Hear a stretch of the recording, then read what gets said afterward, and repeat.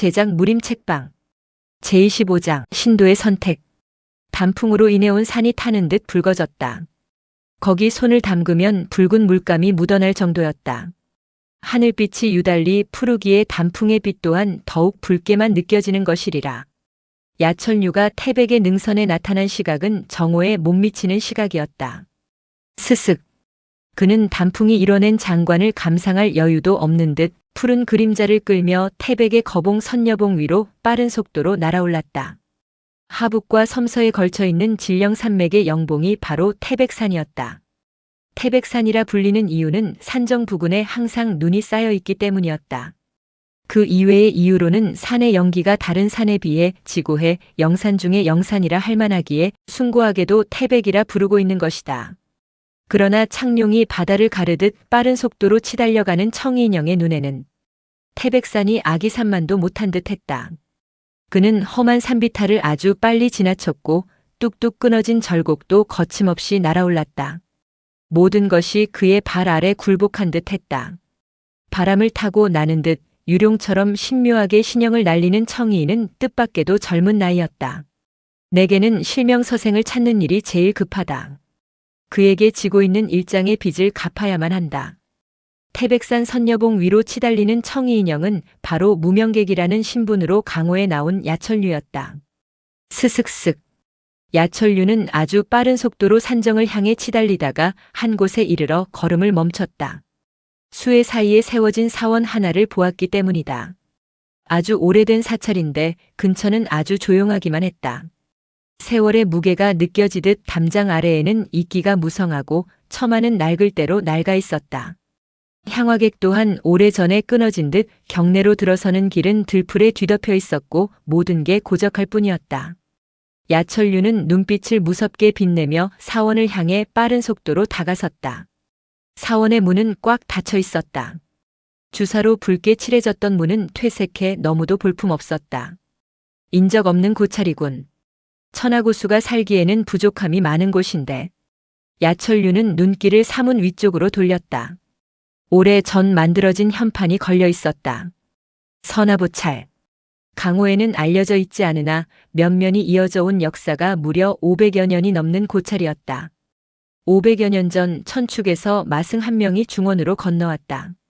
천축 마도무림계를 평정한 혈목존자, 그는 마성을 주체하지 못하고 중원무림계를 피로 계도할 요량이었으나 태백산에 이르러서 그만 그 뜻을 굽히고 말았다.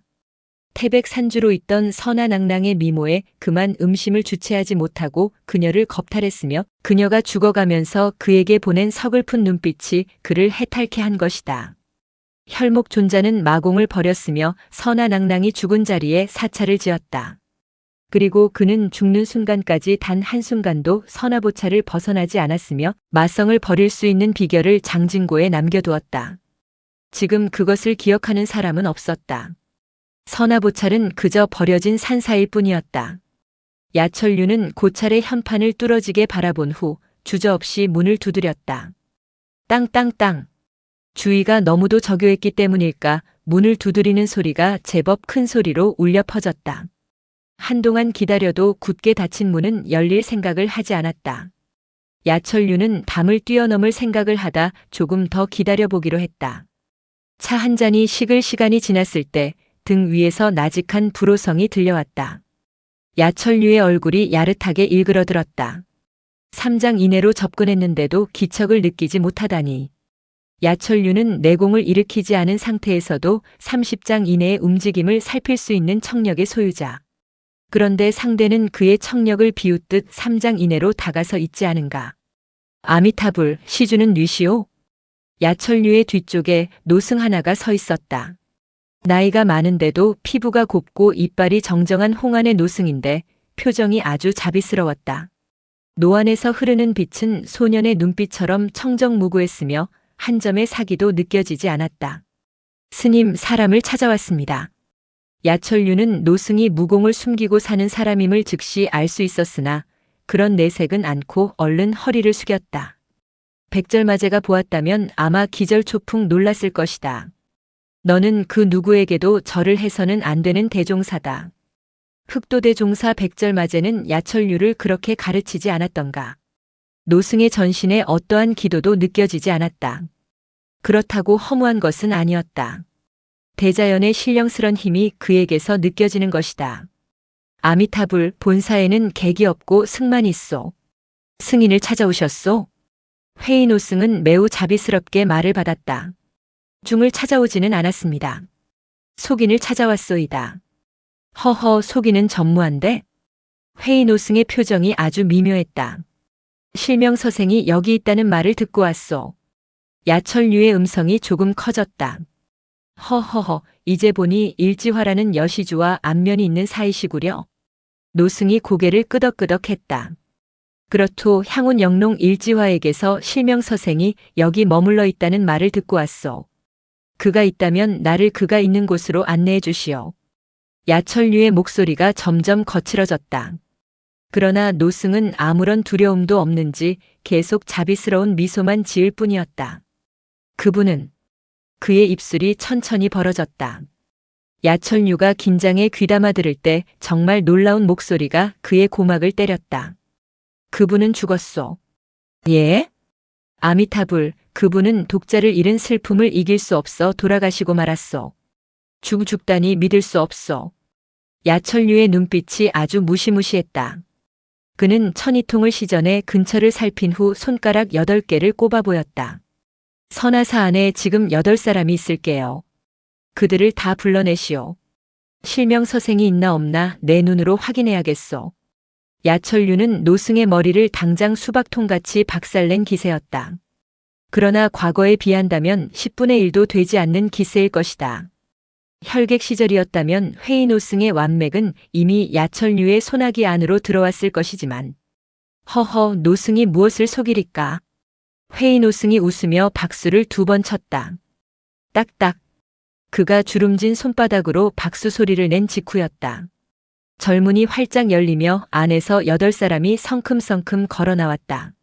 하나같이 초절한 무공을 지니고 있는 사람이었으나 표정은 모두 온화했다. 방장, 부르셨습니까? 모두 대령했습니다. 8명이 한 줄로 걸어 나와 인사를 할 때 없다니. 야철류는 8비 모두 중이라는 것에 눈가를 부들부들 떨다가 훌쩍 날아올랐다. 그의 몸은 눈 깜빡할 사이에 선하사 깊숙이 사라졌다. 직후 요란한 음성이 울려 퍼졌다. 꽝꽝. 나와라 실명서생. 야철류의 호통과 함께 선하사가 500년 풍상에도 견뎌온 보람도 없이 그의 장력 아래 허물어져 폐허로 화했다. 승려들은 모두 기가 막힌 표정이었다. 그러나 그중 한 사람의 표정은 아주 야릇했다. 누굴까? 나는 활락궁이 찾아올 줄 알았는데 괴청년이 왔군. 머리를 파랗게 깎은 사람인데 9개 개인이 아주 또렷했다. 그는 중이 된 지 얼마 안 된 듯 했다. 그러나 불신만은 돈독한 듯 선하사가 야철류의 손바람 아래 산산이 부서지는데도 눈 하나 깜빡하지 않았다. 꽝꽝꽝. 야철류는 선하사 안을 뒤지고 다니며 닥치는 대로 부서뜨렸다. 나는 패자가 아니다. 그를 찾아 꼭 한번 이겨야 한다. 야철류는 실명서생이 죽었다는 말이 거짓이기를 바랐다. 실명서생에게 패한 원한이 크지 않았다면 아마 그는 무인도에서 살려 하지 않고 죽어버렸을 것이다. 그는 한번 패한 한을 풀기 위해 살아난 것인데 실명서생이 그를 기다려주지 않다니. 야철류는 선하사를 초토로 만들었으나 사람 그림자 하나 발견하지 못했다. 선하사의 승려들은 여전히 단밖에 머물러 있었다. 그들의 보금자리가 파괴되는데도 그들은 어떠한 행동도 취하지 않았다. 한 가지씩 사연을 품고 선하사로 들어온 사람들, 이들에게는 인생이 고해일 뿐이었다. 500년 전통이 무너지는 것도 광란의 몸짓도 그들에게는 끊어야 할 세속의 욕망인 듯 했다. 야철류는 미친 듯이 장력을 날리다가는 곧 허탈한 심정이 되었다. 그는 살아있을 것이다. 쉽게 죽을 자는 아니다. 그는 헛걸음한 것을 후회하는 표정은 절대 아니었다. 아니 실명서생이 자신을 한 번 또 이겼다고 여기는 표정이었다. 나보다 먼저 죽었다면 언제고 나도 죽어 저승까지 따라가 대결해보리라. 야철류는 선하사를 쑥대밭으로 만든 후에야 직성이 풀리는지 장소성을 길게 질러대며 태백산 아래로 사라져갔다. 그리고 선하사의 9 승려들이 그의 광난을 슬퍼하는 듯 박자를 맞춰 두드리는 구슬픈 목탁 소리가 그를 배웅했다. 그로부터 사흘 후 야철류는 하남 개봉부 근처를 지나고 있었다. 그는 황산을 향해 가는 길이었다. 수수한 얼굴 그리고 수수한 용모인지라 그를 눈여겨보는 사람은 없었다. 그는 주위를 천천히 둘러보며 걸었다. 개봉은 천하의 고도 널찍한 관도를 따라 걷는 사람들이 꽤나 많았다. 가을 바람이 스산해지는 탓인지 사람들의 발걸음 모두 종종 걸음이었다.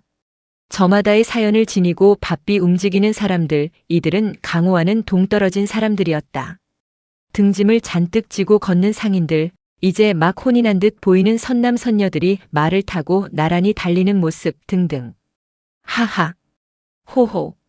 남녀의 웃음소리는 아주 밝기만 했다. 행복해 보이는군. 야철류는 그들이 사라져가는 것을 보며 흐뭇한 웃음을 지었다. 이전이었다면 비위가 거슬리는 듯 싸늘한 눈빛을 던졌을 야철류였다. 마성에서 벗어난 후의 야철류는 이전에 비해 훨씬 더 인간적인 면모를 보이고 있었다. 그렇다고는 하나 범인에 비한다면 여전히 차고 냉혹했다. 그는 10세까지는 오음절맥으로 죽음의 고통과 싸워야 했으며 그 후 10년간은 절곡에서 흑도대종사의 수련을 받으며 자라났다. 그는 모든 것을 고시할 수 있는 3대 무도의 대종사. 또한 혈관을 타고 흐르는 피는 인내하기에는 너무도 뜨거운 피였다. 그는 천하를 원하는 방향으로 이끌어 나갈 수도 있었다. 그가 백도대종사의 무공을 터득함으로써 자제할 수 있는 인내력을 얻은 것은 천하무림을 위해 다행스런 일이라 할 수 있었다.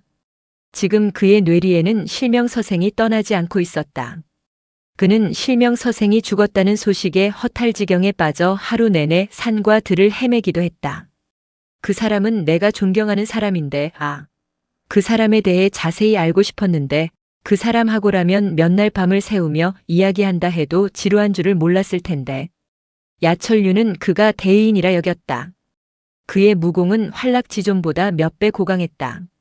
그러나 그는 명리를 탐하지 않고 숨어 살았으니 존경할 만한 사람이 아닌가. 아니, 어찌 생각한다면 일신을 위해 세상을 버린 사람이라 할 수 있었다. 활락지존을 쓰러뜨리지 않은 이유는 무엇일까? 나만을 찾아 무공 실력을 발휘한 이유가 무엇이었을까? 그는 실명서생의 그림자를 지울 수 없었다. 그가 준 인상은 아주 강렬했다. 그의 온화한 표정은 그가 진짜 죽어 이후 영영 볼 수 없다 하더라도 다시 잊지 못할 정도였다. 그러나 야철류는 그가 죽지 않았다고 믿고 있었다. 그의 관상은 장수할 상이었다. 어르신네는 내게 관상학도 가르쳐 주셨지. 야철류는 실명서생에 이어 백절마제의 얼굴을 기억했다. 그 순간 가슴 한 귀퉁이가 찌르르하며 얼굴이 붉어졌다. 그 어르신네는 어찌 되셨을까? 백절마제가 바로 곁에 서 있는 것만 같았다. 그가 노해 눈을 부릅뜨며 그를 잡아 죽일 듯 하는 것 같았다. 내가 나를 배반하다니. 그의 불호령이 야철류의 뇌리를 깨어버릴 듯 했다. 그분은 나를 원망하지 않을 게다. 야철류는 백절마제가 자신에게 화를 낸다는 것은 있을 수 없다고 여겼다. 그분은 나를 친손자 이상으로 사랑하셨다. 나는 그분이 나를 냉혈신검의 아들임을 알면서도 전인으로 거두어 주셨음을 감사해야 한다. 오늘의 나를 만든 은인이니까. 야철류는 이마 위를 땀으로 뒤덮었다. 이제껏 그를 잊으려 했던 것이 참으로 어리석게만 여겨졌다. 어쩌면 그분은 살아계실지도 모른다. 아무도 찾지 않는 쓸쓸한 장소에서 내가 오기만을 학수고대하고 계실지도 모른다. 야철류의 뇌리를 때리는 백절마제의 목소리가 있었다. 노부는 종사지묘에 들어가 내가 오기를 기다리고 있겠다. 종사지묘. 그것은 흑도인들에게 있어 성지였다. 종사지묘는 평생 어느 누구에게도 패배하지 않고 죽어간 흑도 대종사 흑룡제의 무덤이었다. 그곳은 초산에 있다고 하나 자세한 위치를 아는 사람은 없었다. 초산은 백절마제가 흑도맹을 세운 장소이기도 했다. 그리고 유혼선자 이옥봉이 흑도맹을 만든 곳도 바로 그곳이었다. 종사지묘의 위치는 흑도대종사 영부 위에 수록되어 있다. 그곳을 찾아가야 하는지 정말 괴롭구나. 야철류는 1000만 명과 싸운 뒤처럼 괴로웠다. 백절마제가 어디선가 살아 그가 오기만을 기다리고 있는 것 같아서였다. 그는 백절마제의 시체를 보지 못한 처지였다. 백절마제는 다 죽게 되자 야철류에게 자신의 초라한 모습을 보이고 싶지 않다면서 훌쩍 떠나가지 않았던가. 언젠가 한 번은 종사지묘를 찾아야 한다. 그것이 나의 도리일 것이다. 지금 비록 그분의 전인임을 부정하고 있으나 그분을 흑도대종사의 영부 5조각을 맞춰 종사지묘의 위치를 알아내는 일을 완수해야 한다. 야철류는 종사지묘를 꼭 방문하리라 작정하는 중에 어디선가 한기가 이는 것을 느끼게 되었다. 피부 속으로 섬찟 스며드는 한기, 그것은 아주 빠른 속도로 그를 스쳐 지나가고 있었다. 야철류는 한기에 접해 깜짝 놀라 주위를 살피다가 황인 하나가 그를 비껴 멀리 지나쳐가는 것을 볼 수 있었다. 그는 천천히 걷는 듯 했으나 실상은 아주 빨리 걸었다. 저 사람의 몸에서 기이한 한기가 일었는데 야철류는 흠칫하다가 황희인의 허리춤에 눈길을 고정시켰다. 황희인은 왼쪽 허리춤에 긴 물체 하나를 지니고 있는데 한기는 바로 거기서 흘러나오고 있었다. 이상한 일이군. 저것이 무엇이기에 나를 흥분시킨단 말인가? 야철류는 손에 땀을 쥐고는 급히 휘파람을 불었다. 휙! 아주 예리한 휘파람 소리가 나는 순간 10여 장 앞쪽으로 달려가던 황희인이 고막을 때리는 휘파람 소리에 놀라 얼른 뒤돌아섰다. 그의 얼굴은 초면이었다. 얼굴이 곰보인 늙은이인데 눈가에 진물이 더덕더덕 붙은 것이 아주 추해 보였다. 그리고 눈빛도 아주 흐릿했다. 꼬마야, 내가 휘파람을 불었느냐? 황희노인은 야철류가 먼 곳에서 우두커니 서서 자신을 바라보자 야릇한 표정으로 물었다. 그는 먼 거리에 서서 아주 작게 말했으나 그의 목소리는 야철류 바로 곁에서 귓속말을 하듯이 아주 또렷했다. 불렀소. 야철류는 고개를 끄덕이며 걸음을 내딛었다. 순간 그는 단 한 걸음으로 10장을 지나쳐 황희노인 앞으로 다가섰다. 축지성촌을 쓰는군. 나이답지 않은데? 황희노인은 야릇해하며 야철류의 이목구비를 자세히 살폈다. 그를 자세히 살피기는 야철류도 마찬가지였다. 얼마 후 노인의 얼굴에 비웃음이 떠올랐다. 역용안으로 얼굴으로 가리고 있군. 노인장 역시 인피면구로 얼굴을 가리고 있지 않소. 그리고 변성술로 목소리마저 바꾸고. 눈치가 빠르군. 쓸만한 놈인데? 허나 노부는 지금 아주 급한 몸이다. 무슨 용건인지 어서 말해라. 별것 아니오. 야철류는 고개를 끄덕해 보였다. 그의 턱끝은 황희노인이 차고 있는 길쭉한 물체를 지적했다. 검은 천으로 둘둘 마른 것인데 얼른 봐서는 병기로 보였다. 이것 때문이냐? 황희노인이 야릇한 표정으로 물었다. 그렇소. 이것이 왜 너를 유혹했는지 모르겠구나. 황희노인은 점점 알 수 없다는 표정이 되었다. 그것을 보여주시오. 야철류는 무뚝뚝한 표정으로 손바닥을 쫙 폈다. 보여달라고? 순 강도짓이로군. 그것에서 낯익은 기운이 일어났소. 암만 생각해도 그것은 내 것 같소. 뭐? 보여주시오. 야철류가 다시 말하자 황희노인이 긴장된 표정을 하고 한참 동안 그를 주시했다. 답답한 침묵이 흘렀다. 얼마가 지났을까 두 사람 중 먼저 입술을 뗀 쪽은 황희노인이었다. 알았다. 그의 눈빛이 아주 야릇해졌다. 무엇을 알았다는 게요? 야철류는 무뚝뚝한 말로 자신의 감정을 숨겼다. 다 알겠다. 내가 왜 나를 불러 세웠는지를. 황희노인은 이제 모든 것을 다 안다는 표정이었다. 그는 볼을 실룩실룩 하다가 왼쪽 허리에 찬 물건을 떼어냈다. 그리고 그 표면을 주름진 손바닥으로 매만지며 천천히 말했다. 이 물건은 영물이다. 그리고 주인을 알아본다. 아마 너는 이것이 부르는 소리를 들었을 것이다. 글쎄. 야철류가 고개를 갸웃하자 내가 쉽게 죽지 않을 놈인 줄 알았다. 내 놈은 노부가 평생 본 놈 중 가장 대단한 놈이다. 그리고 쉽게 죽을 관상도 아니었지. 자, 내 물건이니 내게 주겠다. 황희노인은 눈빛을 번쩍거리며 내자길이 물건을 야철류에게 건넸다. 야철류는 그제서야 황희노인이 누구인지 알 수 있었다. 혼세 입맛이군. 오냐 노부다. 혼세 입마는 득이한 웃음을 흘리며 손바닥으로 얼굴을 쓰다듬었다. 인피면구가 매미 허물같이 벗겨지더니 그의 얼굴이 드러났다. 그 같은 순간 내자길이 물건을 싸고 있던 검은 천이 그의 내공에 의해 풀어지자 그 진정한 형상이 야철류의 눈에 들어왔다. 그것은 빛이 검은 사척보도였다. 잔월혈인도군. 야철류는 자신의 가슴을 찡하게 했던 물건이 바로 잔월혈인도라는데 크게 놀라워했다. 흐흐, 이 물건은 신도다. 왜 신도냐 하면 주인을 알아보기 때문이다. 이것을 내게 전했던 혈도노인도 원주인은 아니었다. 그는 내가 잔월혈인도의 진정한 주인임을 알고 이것을 내게 전했던 것이다. 흐흐, 노부는 내가 이것을 활락궁에 흘린 후 이것을 병기로 삼았었다. 허나 이것은 무겁게만 느껴졌다. 왜 그렇죠? 그것은 100근밖에 되지 않는데? 노인의 무공이라면 만근보도도 지푸라기같이 흔들 수 있을 텐데.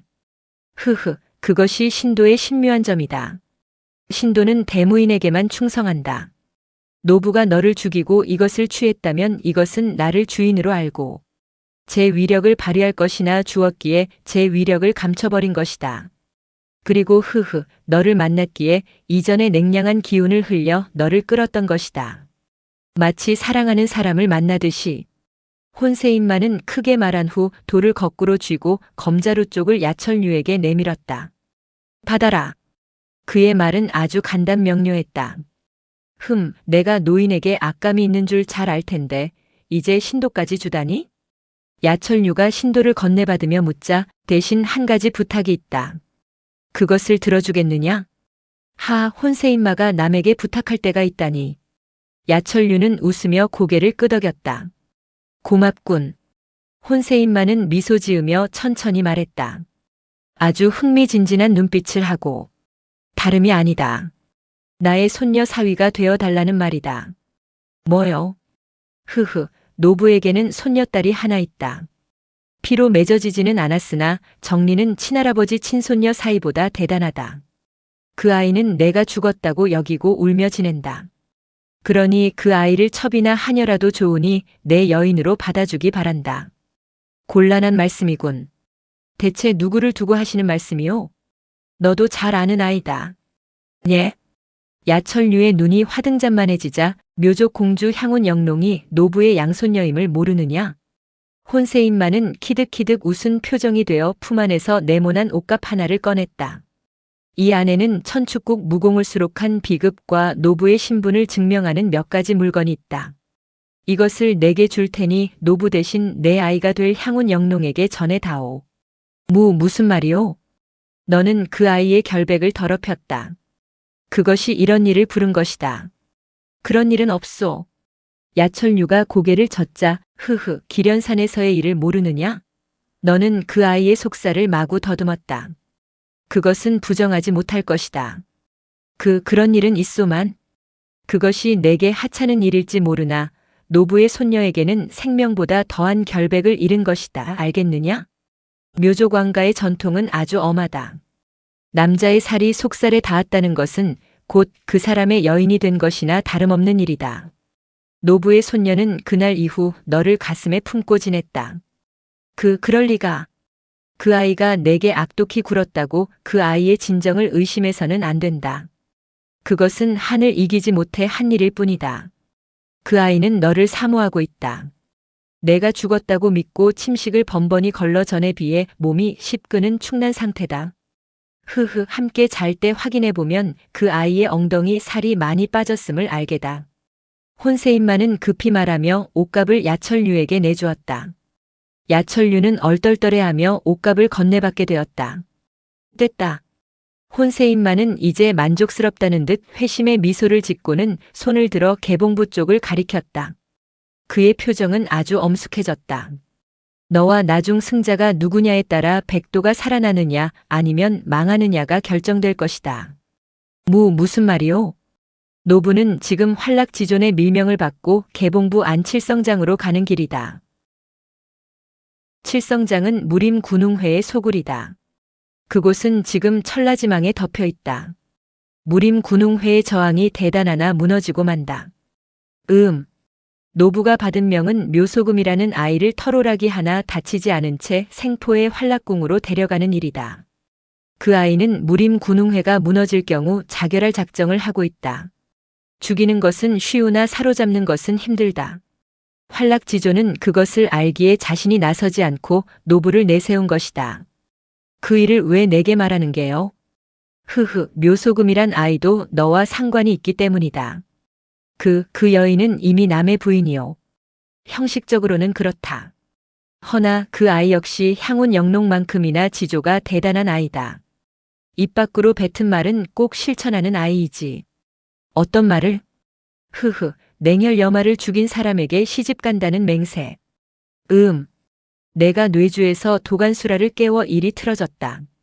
도간수라가 깨어나 냉혈 여마가 내게 잡힌 후 자결해 죽었다고 말했기 때문이다.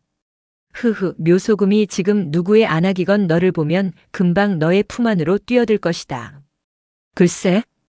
야철류는 고개를 가로저으며 잔월혈인도를 허리띠 사이에 찔러 넣었다. 전보다 더 대담하고 기품이 있어졌군. 혼세인마는 야철류가 자신의 말을 듣고도 그리 크게 동요하지 않자 감탄하는 눈빛을 지었다. 그는 야철류를 주시하다가 슬며시 물었다.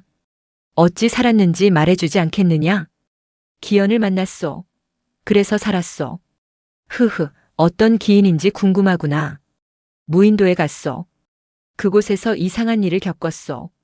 그래서 무명객이 되었소. 무명객? 네, 내가 무명객이냐? 흑도맹의 수호신이라는? 흑도맹의 수호신? 내가 무명객이었군. 그러면 서둘러야겠다. 서두르다니? 활락지조는 무명객을 잡아 죽이려 하고 있다. 그는 노부를 개봉부로 보내 묘소금을 잡으라 한 동시에 신복들을 보내 흑도맹주를 잡게 했다. 그게 사실이요? 야철류가 깜짝 놀라자 혼세인마가 고개를 끄덕거렸다. 사실이다. 흑도맹주는 곧 함정에 걸려들 것이다. 허나 활락지존이 노리는 대상은 흑도맹주 따위가 아니다. 그는 너를 노리고 있다. 흑도맹주를 인질로 잡은 다음 너를 제거하려 할 것이다. 그렇게 알고 있거라. 혼세인마는 어깨를 으쓱거리고는 두 손을 쳐들었다. 그의 두 손은 금불수같이 금빛 찬란하게 물들어 있었다. 260세 노마두의 혼신 공력이 쌍장에 모아졌으니 이후의 일이 가히 볼만하지 않겠는가. 적이 없다는 것은 괴로운 일이다. 내가 실명서생이란 괴인에게 쓰러져 실명서생을 찾았으나 그가 중이 되어 숨어버려 찾지 못했다. 그래서 적적했는데 내가 나타나 주는군. 실명서생이 중이 되었소? 그렇다. 그도 활락지존의 노림을 받고 있다. 언제고 그는 다시 강호로 나올 것이다. 그렇게 되면 너는 조심해야 할 게다. 혼세인마는 그렇게 말할 후 입을 꾹 다물었다. 그 말을 최후의 말로 삼고 싶은 것인지 아니면 야철류에게 들려줄 최후의 말로 삼고 싶은 것인지. 혼세인마의 손에서는 금빛 찬란한 기류가 흘렀다. 우르르릉. 은은한 뇌성 그리고 더욱 짙어져가는 근무 안으로 휘감 기어드는 혼세인마의 모습은 후광에 덮인 장엄 세존금불상 바로 그것이었다. 우르르릉. 뇌성이 점점 커지는 가운데 혼세인마의 몸뚱이가 서서히 상승되었다. 절대금령기.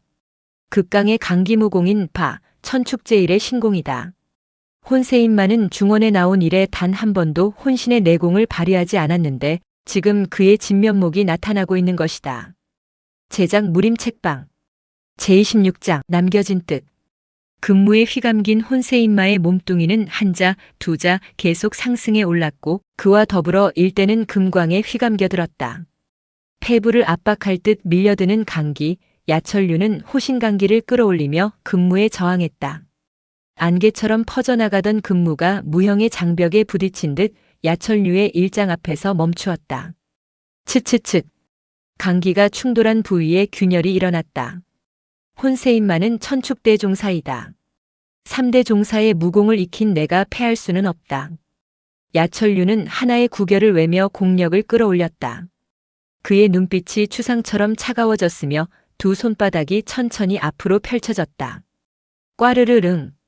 혼세인마가 일으켜내는 뇌성보다도 강한 뇌성병력과 함께 그의 두 손에서 푸른 기운이 일어났다. 야철류의 쌍수가 심해의 빛깔과 같은 짙푸른 색으로 물들었고 그 근처가 푸른 물감에 잠기는 듯 했다. 무슨 기연인가 했더니 혼세인마는 일장가량 떠올랐다가 허공에서 몸을 바로잡았다. 그랬었군. 전설로만 알려져 있는 태을선 천강기를 얻는 기연을 만난 것이군. 절대 금령강기가 천축제일의 강기 공부라면 저놈의 태을선 천강기는 천하제일의 강기 무공이다. 혼세인마는 은근한 두려움을 느꼈다. 너무 오래 살았기 때문에 죽음을 두려워할 처지가 아니기는 했으나 눈앞에 바로 죽음이 있을 수 있다는 것은 대단한 두려움이었다. 혼세인마의 얼굴에 구슬땀이 매달렸다. 그 누구 앞에서도 공포를 느끼지 않았던 그가 260세 되던 해에 드디어 심령상의 제압감을 느끼고 만 것이다. 두 사람의 거리는 3장, 그러나 공전절우한 1장의 강기 대결은 이미 시작된 후였다. 꽈르르 릉 꽈광. 두 사람의 몸에서 흘러나오는 성질과 빛이 각각 두 사람 가운데서 부딪혀 벼락치는 소리를 냈다. 꽝꽝. 번천복지할 굉음. 집안이 지진을 만난 듯 쩍 갈라지고 흙바람이 구름 위까지 치솟아오를 듯한 기세로 일어나기 시작했다. 개봉부의 하늘을 휘감아버릴 듯한 먼지바람, 관도는 두 사람의 내공으로 인해 제 모습을 잃어버리는 듯 했다. 그러나 어느 순간부터 두 사람은 움직이지 않았다. 야철류는 굳을대로 굳은 표정이 되어 허공을 향해 두 팔을 쳐든 자세를 하고 있고 혼세인마는 허공에 둥실 뜬 채 팔을 내밀고 있는데 표정이 조금 괴로워 보였다.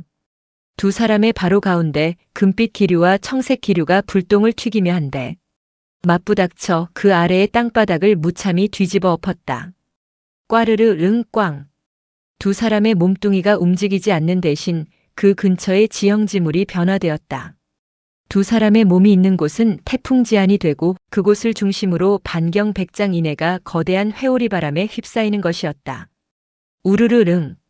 하늘을 말아올릴 듯한 선풍. 쇠를 뚫어볼 수 있는 알력을 갖고 있는 사람일지라도 그 안에서 어떤 일이 벌어지고 있는지는 알지 못할 것이다. 야철류의 옷은 식은 땀으로 축축했다. 그리고 담담하던 표정도 시간이 흐름에 따라 괴로운 표정으로 화해갔고 입술도 꾹 다물려져 괴로운 기색이 역력했다. 반면 혼세인마는 원래 비스듬히 섰던 자세에서 완전히 물구나무 서는 자세로 변화했고 눈을 질끈 감고 있었다. 그의 머릿속을 뒤져보는 사람이라면 아무런 생각도 찾아내지 못하고 매우 놀라워할 것이다. 두 사람 모두 망아지경이었다. 일각 후 야철류의 몸뚱이가 서서히 땅속으로 파묻혀들어 이제는 무릎 아래가 보이지 않을 정도였다. 그러나 혼세인마는 바위에 깔릴 듯한 중압감을 느끼는지 가는 신음소리를 내는 가운데 그의 팔꿈치는 약간 굽혀져 있었다. 그것은 그의 내공이 야철류에 비해 열세라는 증거가 아니겠는가. 졌다. 나는 지금 혼신공력을 다하고 있다. 허나 저 어린아이는 장차를 대비해 혼신공력을 다 쓰지 않고 있다. 그리고도 나에 비해 상수이니. 혼세인마의 눈에서 괴로운 빛이 흘러나왔다. 그러나 금빛 강기가 장강의 물줄기같이 쉼 없이 흘러나가는 점에서는 전과 다름없었다. 우르르릉. 회오리 바람은 점점 더 세어져 반경 150장 안의 수목을 뿌리째 날려보낼 정도였다. 주위는 이미 야음에 잠긴 후였다. 그리고 천재지변이 개봉부를 덮쳤다. 여긴 선량한 양민들이 개봉부 안에서 제사를 지내며 소란이 가라앉도록 빌기 시작했다. 결투가 시작된 지 이각 꽈르르르릉. 하염없이 계속될 듯하던 청색 기류의 격돌에 크나큰 변화가 생겼다. 금색 기류가 한결 강해짐과 동시에 청색 기류가 눈에 띄게 쇠퇴해지는 것이었다. 우르르릉. 혼세인마의 굽혀졌던 팔꿈치가 원래대로 쭉 펴졌고 야철류의 몸뚱이는 허리께까지 땅속으로 파고들었다. 결국 늙은 생강이 매운 것인가. 혼세인마는 전체를 승기로 이끌게 되자 잃었던 호승심을 되찾게 되었다. 나는 천하에서 가장 강하다. 혼세인마는 진력이 이전보다 일성가량 증가되는 듯해 두 눈이 번쩍 뜨여졌다. 참담한 빛이 흐르던 눈에서 번갯불보다 맑은 금빛 섬전이 뻗어나왔다. 금무가 기세를 넓히는 반면 청무는 위축되었다. 흐흐, 천축의 무공이 중원의 무공을 능가하는 것이다. 그의 입가에 회심의 미소가 지어졌으며 그 미소는 너무나 빨리 사라졌다. 보라 옅어지는 청무 속에 머물러 있는 야철류의 표정은 너무도 담담하지 않은가. 그의 눈빛은 오히려 전보다 더욱 신묘한 빛을 뿌리고 있었다. 아, 아닌가? 놈이 약해진 것이 아니란 말인가?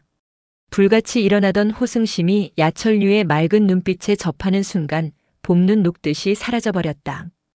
그 놈에게 이미 패한 것이다. 저 어린 놈이 노부에게 달아날 길을 터주는 것이다. 혼세인마의 얼굴이 흑빛으로 물들어갔다. 그리고 한순간 백발이 창끝같이 빳빳이 일어나더니 금무에 휘감긴 몸뚱이가 빠르게 야철류를 향해 다가갔다. 노부를 모욕하지 마라. 내 놈은 무사로서 그것도 모른단 말이냐? 창룡음으로 터지는 일갈. 우웅. 금무가 갑자기 강해지며 청무를 완벽하게 휘감아 들었다. 그리고 한순간 쾅! 수십만 근의 화약이 일제히 터지는 듯한 폭음과 함께 금빛 기류가 산산이 흩어지는 대신 청무가 이전에 비해 5배 강한 기세로 일어났다. 미안하오. 생사가 정정당당한 비무보다 가치가 적은 것임을 미처 깨닫지 못했소. 야철류의 목소리가 야음을 때리는 동시에 태을선 천강기가 회오리 바람이 되어 금빛 기류를 휘말아 올렸다. 꽈르르르르 릉꽝. 청색 기류가 뭉클뭉클 일어나는 동시에 금빛 기류가 바람에 휩쓸리는 먼지같이 사방으로 흩어지면서 대폭발을 일으켰다. 꽈광. 철퇴가 바위를 으스러뜨리는 듯한 굉음이 일며 근처가 쥐죽은 듯 조용해졌다. 회오리 바람도 멈추어졌고 뇌성병력도 멈춰졌다. 관도를 사라지게 하는 흑산 하나가 옷가락지 같은 모양을 하고 있는데 그 가운데 우뚝 서 있는 한 청이인의 모습이 유난히 쓸쓸해 보였다. 그의 눈길은 허공에 고정되어 있었다. 어둠에 가려 잘 보이지는 않으나 짙은 혈향을 풍기며 새우가 흙바닥으로 떨어지고 있었다. 고집스럽기는 나보다 더한 노인이었다. 결국 시체를 치우는 수고마저 남기지 않고 이승을 떠났군. 야철류는 승자의 표정이 아니었다. 오랜 친구를 떠나보낸 후인 듯 허탈한 표정이었다. 혼세인마는 나의 적으로 죽은 것이 아니다. 그는 나의 스승으로 죽어간 것이다. 무인지도를 가르쳐주고. 야철류의 어깨 위로 촉촉이 내리는 붉은 빗줄기는 바로 혼세인마였다. 그는 한 줌 혈사로 화해 세상에서 사라져버리고 만 것이다. 야철류는 그가 왜 도망칠 기회를 포기하고 죽기를 자처했는지 궁금해하지 않았다. 군자의 복수는 10년도 늦은 것이 아니라고 하나. 시세를 아는 것이 준거리라는 말도 있다. 혼세인마는 중원에서 남에게 패한 이력을 갖고서 고향 천축 땅을 밟고 싶지 않았을 것이다. 나는 그의 영혼을 위해 이제부터 단 한 번이라도 남에게 져서는 안 된다. 야철류는 속으로 중얼거리며 땅속에서 발을 빼냈다. 그리고는 소매로 입가를 닦아내는데 끈끈한 액체가 소매섭에 묻어나왔다. 피와 침이 섞여 입가를 적시고 있었던 것이다. 야철류는 소매로 입가를 말끔히 닦아낸 후 근처를 휘둘러 보았다. 구경은 끝났다. 숨어있는 것을 아니 어서 나타나라. 야철류의 목소리가 차게 흐를 때 어둠 속에서 사인의 절정고수가 유령같이 움직이며 나와 야철류를 중심으로 건곤 사상진식을 꾸몄다. 누런 도복을 걸친 백발노인, 역시 누런 장포를 걸친 노고수, 그리고 청이노인과 묘령의 노기 여인이 끼어 있는데 하나같이 놀라움과 함께 복수의 몸을 떨고 있었다. 내가 승리할 줄은 몰랐다. 무명객, 내 놈이 우리들의 어르신네를 꺾다니. 내 놈을 살려보내지 않겠다. 동귀어진하는 한이 있어도 내 놈을 시체로 만들리라. 임마 할아버지의 혼이 저승으로 들어가기 전 내 놈의 혼이 그 뒤를 쫓게 만들어주리라. 치를 떠는 사람은 신비마궁 출신 고수들이었다. 관외 제1고수 화영비객, 북해, 북해신마, 운남 골룡신군, 그리고 묘족 공주 향운 영롱이 그들이었다. 무명객, 내게 운기 조식할 기회를 주겠다. 죽은 혼세인마에 비한다면 어리다 할 수 있으나 나이 200세에 달한 노인 화영비객은 눈물을 흘리고 있었다. 선배로 그리고 어르신네로 섬기고 존경에 마지 않았던 혼세인마의 죽음이 자신의 죽음보다도 슬펐기 때문이다. 너와 함께 죽겠다. 그러나 내가 내상 입은 틈을 타 덤비지는 않겠으니 어서 안심하고 내상을 치료해라. 원한다면 요상영단을 주겠다. 화영 비객이 치를 떨며 말하자 그대들은 칠성장이라는 곳에 있는 줄 알았는데 소리를 듣고 온 모양이구려. 야철류는 낭패는커녕 산보 나온 사람같이 유유자적했다. 무명객이란 이름을 땅속으로 묻어주고 싶을 뿐이다. 우리들에 대해서는 알려하지도 마라. 북해신마가 치를 떨며 삿대질했다. 임마 할아버지와 함께 묘강으로 가기로 했었는데 내 놈이 나의 꿈을 꺾어버렸구나. 향운 영롱이 울먹이며 원광을 폭사해냈다. 그때 항상 말이 없는 운남 골룡신군이 손을 들어 개봉부 쪽을 가리키며 입술을 열었다. 칠성장을 치는 일이 시작되었을 것이요. 여기서 주저한다는 것은 활락지존과의 약속을 어기는 일이요. 임마께서 돌아가셨으나 활락지존에게 한 약속을 꼭 지킨다는 것을 알려줘야 하오. 이놈을 빨리 처치하고 칠성장으로 되돌아갑시다. 골룡신군은 과격히 말한 후 손을 흔들어댔다. 팍팍. 파공성과 함께 우모독침이 뿌려졌다. 쓰러져라. 골룡신군은 100년 내내 갈고 닦은 암기술을 혼신의 힘으로 시전해내며 야천유가 쓰러지기를 기대했다. 피할 수 없을 것이다. 임마 어르신네라도 쉽게 피하지 못했던 절명침이니. 그의 생각이 여기에 이를 때 하하 이런 쇠붙이는 내게 필요 없는데? 야철류의 웃음소리와 함께 그의 몸속으로 파고들 듯하던 우모독침이 철사로 화해 우수수 떨어져 내렸다. 내상을 입은 것이 아니었군. 벌써 내상을 다 회복하다니. 모두 겁먹은 표정이 되었다. 야철류는 그들이 내상 운운하자 씁쓸해했다. 내가 내상을 입어 피를 흘린 줄 아는군. 영원히 그의 마음속에만 남을 비밀 하나가 있었다. 그의 입에서 왜 피가 흘렀을까? 혼세인마와의 싸움에서 내상을 입었기 때문인가? 그것은 정말 어림없는 말이었다. 야철류의 입에서 피가 흘러나온 이유는 내상 때문이 아니었다. 죽이고 싶지 않은 사람을 죽이는 순간 감정을 이기지 못하고 혀를 질끈 물어 입안에 피가 흥건히 고였을 뿐 내상을 입은 것은 아니었다. 혼세인마를 존경하는 사람들에게 혼세인마가 쉽게 졌다는 말을 한다는 것은 너무 비정한 일이다. 나만의 비밀로 하자.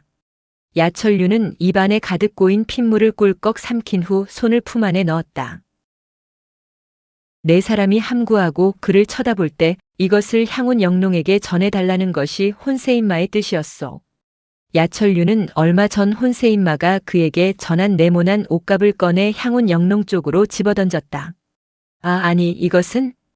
향운 영롱은 그것이 혼세인마의 모든 절기를 담고 있는 혼세옷갑임을 즉시 알고 크게 놀랐다.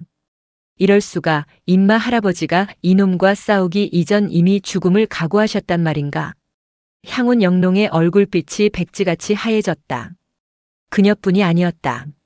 화영비객 그리고 북해신룡, 골룡신군의 얼굴빛 또한 일제히 변해 있었다.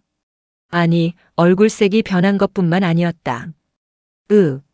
임마 노인의 뜻이 이런 것이라니? 모두 사지에서 진기를 푼 상태였다. 갑자기 싸울 뜻을 잃어버린 듯하니 그 이유가 무엇인지 정말 모를 일이었다. 그때 굳이 잡지 않으실 듯하니 소생은 먼저 떠나겠소. 야철류는 껄껄 웃으며 허공을 밟아 개봉부 쪽으로 훌훌 날아올랐다. 네 사람은 닥쳤던 개 지붕 쳐다보는 꼴이 되어 그의 뒷모습만 바라볼 뿐 쫓아갈 생각도 하지 않았다. 잠시 후 이역대왕 혼세인마께서 전에 하신 말씀대로 혼세옷갑이 나타났소. 모두 오체복지하고 그분의 유지를 들읍시다. 화영비객이 이마를 땅에 대며 말하자 북해신마와 골룡신군이 따라 이마를 땅에 댔다. 향운 영롱은 경건한 자세로 무릎을 꿇고 옷갑 뚜껑을 열어 봉서 한 장을 꺼냈다. 이것은 노부 혼세인마가 죽은 이후 이역 고수들의 눈에 띌 것이다. 향운 영롱은 눈시울이 붉히며 봉서를 뜯고 안에서 흰 종이 하나를 꺼냈다. 임마대왕 할아버지는 나보다도 오래 사실 분으로 알았는데 이렇게 빨리 그분의 유서를 보게 되다니. 향운 영롱은 괴로운 표정으로 편지식으로 쓴 유서를 눈으로 읽었다. 원래는 여러 사람이 들을 수 있게 소리내어 읽어야 하는 것이나 그녀는 그 내용에 놀라 감히 소리내어 읽지 못했다. 이럴 수가. 이것은 아니 되는 일이다. 향훈 영롱의 얼굴이 자색으로 물들었다. 대체 무슨 내용이 쓰여 있기에. 혼세 옷값을 노부에게 전해받은 사람이 바로 제2대 이영맹주다. 그를 따라 2억의 신의를 중원에 과시하기 바란다. 활락지존과 맺은 1년 충성의 거래는 노부가 이영맹의 대표 자격으로 맺은 것이라 노부가 1년 안에 죽게 된다면 무산되고 만다. 활락지존이 바라는 사람은 사실 노부 한 사람뿐이다. 노부가 죽은 이상 그는 신비마궁 때문에 중원으로 나오게 된 여러분들이 활락궁에 남는 것을 바라지 않을 것이다. 활락지존과의 거래는 이 편지가 나타나는 순간 세상에서 지워지는 것이다. 이 편지가 활락궁과의 거래 기간인 1년 안에 여러분들의 눈에 띌 가능성은 없으나 노부는 너무 늙어 사실 한순간의 앞도 내다보며 살 수 없는 처지다. 만에 하나 노부가 1년 안에 죽고 이것이 타인의 손으로 여러분들의 손에 전해지게 된다면 여러분들은 노부보다 뛰어난 사람을 맹주로 추대하게 된 셈이다. 왜냐하면 노부는 노부보다 뛰어난 사람이 나타나면 이것을 전할 것이고 나타나지 않으면 죽음에 임박해 이것을 태워버릴 작정이기 때문이다. 그리고 함께 있는 비급은 향훈 영롱에게 전해지는 것이다. 천축국에는 노부의 죽음을 알리지 마라. 그들은 노부가 이미 죽은 줄 알고 있다. 2번 이별의 슬픔을 맛보게 할 필요는 없다. 정말 어처구니 없는 내용이었다. 혼세 옷값을 전한 사람이 무명객이 아니고 다른 사람이라면 내용이 감명 깊은 것이 될 것이나 바로 무명객이 전한 것이기에 경악과 놀라움을 주고 마는 것이다. 향훈 영롱은 이를 악물며 야철류가 사라져간 쪽을 보았다.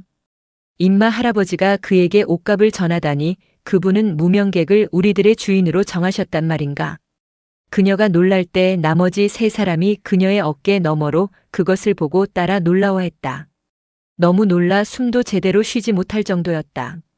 머릿속이 뒤죽박죽되어 아무것도 자세히 생각나지 않을 정도였다. 이영맹. 그것은 천축과 운남, 묘강, 관외, 그리고 북해, 청해의 절정 고수들이 중원에서 한자리에 모여 만든 가장 신비로운 방파였다. 신비마궁에게 금제당했고 이제 활락지존을 위해 일어나 억울한 것은 없다.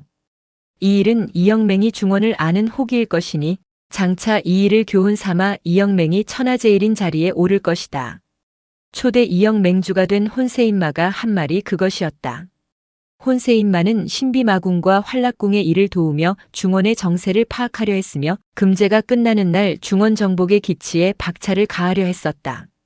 그런데 그는 이영맹이 대사업을 펼치기도 전 허망이 죽고 그를 죽인 자가 바로 제2대 이영맹주로 내정되었다니.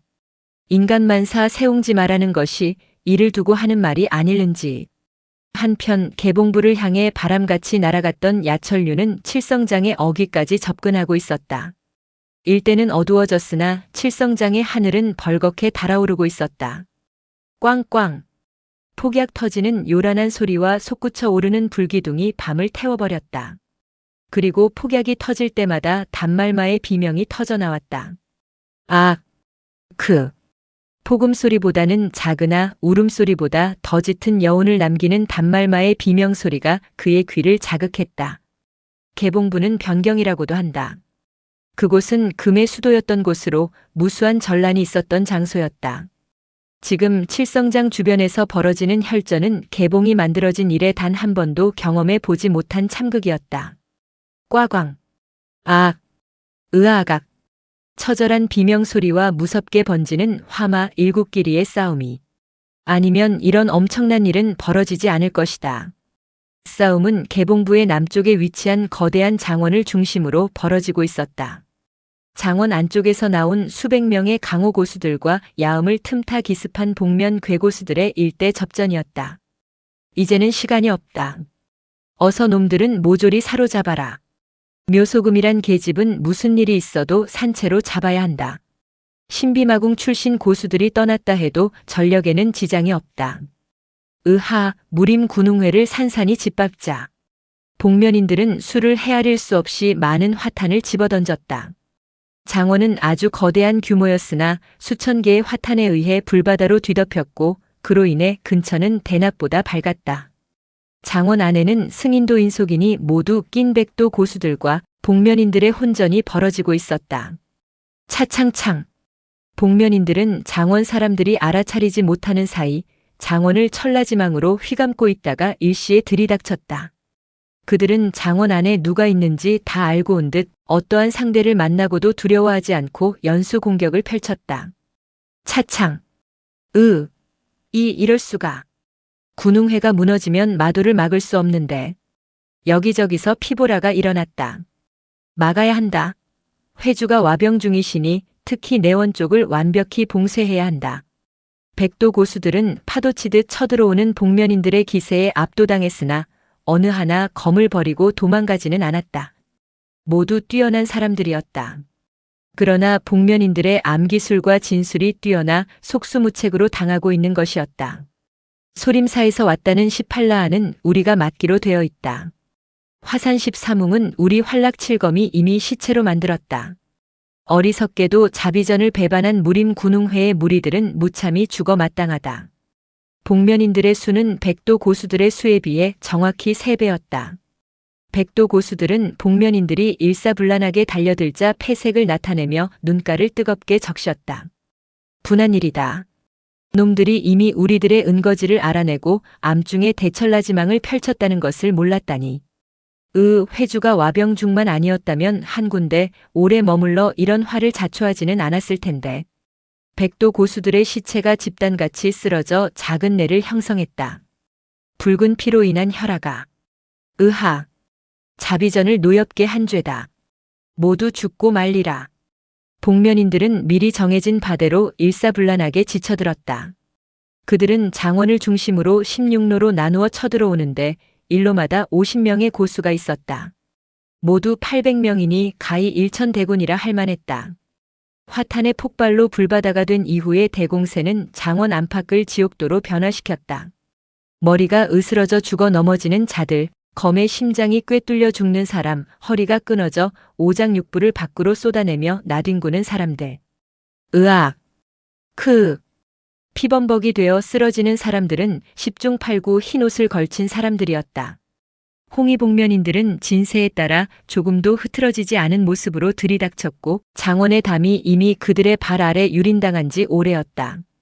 싸움이 장원 내에서 붉은 벽돌담으로 쌓은 대전을 빙둘러 포위한 상태로 펼쳐지는 데에는 그리 오랜 시간이 걸리지 않았다. 수많은 사람들이 죽었다. 그리고 백의인들이 점거하는 장소는 초가 지날수록 점점 좁아졌다. 마지막 저항마저 산산이 허물어지고 말 것인지. 묘소금만 항복하면 더 이상 살수를 쓰지는 않는다. 백의 신협은 나와 자결하고 묘소금은 순순히 잡혀라. 그래야만 우리들의 공격이 중지될 것이다. 우두머리로 보이는 자들이 전열의 뒤쪽에 서서 득이에 외칠 때였다. 돌연 어리석은 자들.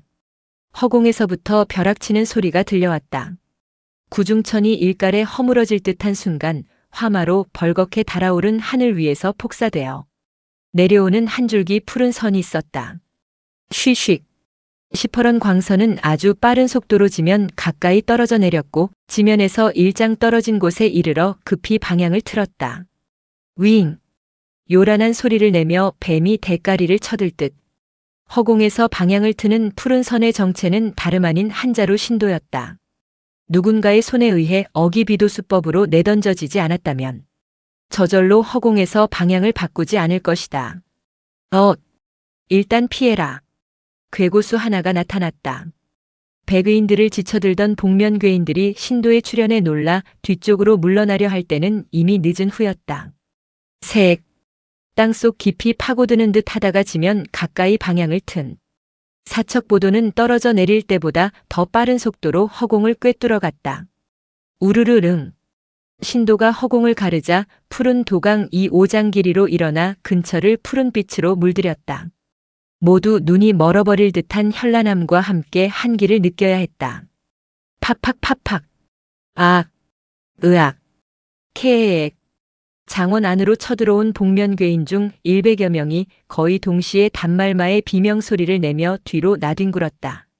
신도는 복면괴인들 사이를 살아있는 생물같이 꿈틀꿈틀 움직여 도처에서 피보라를 일으키다가는 다시 허공으로 날아올랐다. 핑. 사척보도에서 흘러나오던 도강이 멈추어지고 도의 생김새가 중인의 눈에 정확히 들어오는 순간이었다. 우. 처절한 장소성과 함께 하늘 꼭대기에서 훌훌 떨어져 내리며 허공으로 쏘아지는 신도를 마중하는 청이인 하나가 있었다. 푸른 그림자가 흐르는 듯 하더니 신도가 날기를 멈췄다. 청이인이 허공에서 떨어져 내리며 신도를 가볍게 챘기 때문이다. 도선. 하늘에서 내려온 도선이 아니면 이 같은 일을 하지 못할 것이다. 사람이 아니다. 하늘이 노했다. 여기 있다가는 도선의 손 아래 죽고 만다. 모두 물러나자. 지존도 용서하실 것이다. 모두 혼세 입맛 때문이다. 그 늙은 놈이 감히 지존의 명을 어기고 나타나지 않았기에 이런 일이 벌어지는 것이다. 물밀듯 들이닥쳤던 홍의복면인들은 청이도선의 하강에 겁을 집어먹고 뿔뿔이 흩어져 갔다. 휘휙. 그들은 삽시간에 장원의 담을 넘었고 장원은 시체의 산을 남긴 채 아주 고요한 장소로 변했다. 모두 청이인 한 사람 때문에 벌어진 일이었다. 생각했던 대로다. 활락궁도들은 명보다는 목숨을 소중히 여기는 자들이다. 놈들이 죽음을 불사했다면 군웅회는 피로 씻겼을 것이다. 청이인은 다름이 아니라 야철류였다. 그는 홍의인들의 수가 너무 많고 상황이 풍전등화인 것을 보고는 직접 모습을 나타내기보다 가공할 무의로 공포심을 불러일으킨 것이다. 악양로에서의 접전이 없었더라면 보다 많은 피를 흘려야 했을 것이다.